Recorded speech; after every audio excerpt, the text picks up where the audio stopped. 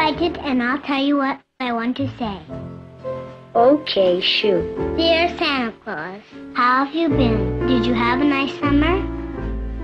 How is your wife? I have been extra good this year, so I have a long list of presents that I want. Oh, brother. Please note the size and color of each item, and send as many as possible. If it seems too complicated, make it easy on yourself. Just send money. How about 10s and 20s? 10s and 20s? Oh, even my baby sister. All I want is what I have coming to me. All I want is my fair share. Even though my family isn't religious, we celebrated Christmas in the American cultural sense. We'd have a Christmas tree, stockings by the fireplace, milk and cookies for Santa, and like most kids, I would pore over catalogs looking for all the toys I wanted for my wish list.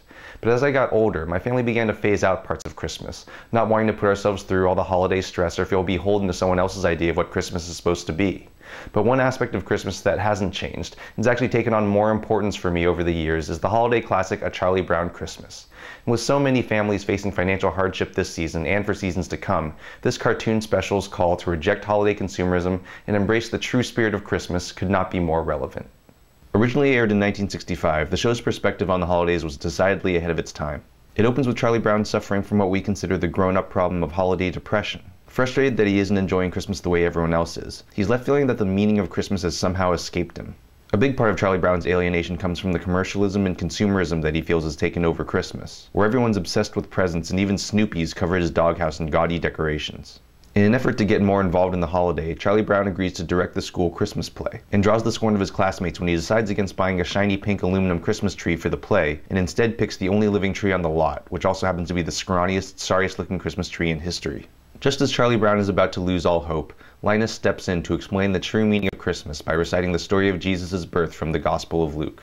There are so many things about A Charlie Brown Christmas that make it the unique classic it is. Unlike virtually all cartoons, the voice acting in A Charlie Brown Christmas is done by actual children, most of whom had no acting experience and some who couldn't even read yet and had to be fed their lines one at a time. While this makes some of the dialogue sound spliced together, the fact that it's kids' voices adds a level of authenticity and sincerity that no adult voice actor could reproduce. The animation is also quite primitive and has some obvious flubs, but it gives A Charlie Brown Christmas an organic, homemade feel. There's the amazing jazz score by the Vince Guaraldi Trio, which is both my favorite Christmas album and one of my favorite soundtracks of all time. And of course there's the dancing, which is just too awesome for words. But let's get back to what A Charlie Brown Christmas says about consumerism. For a lot of kids, as it was with me, Christmas is all about the presents, and you can hardly blame them.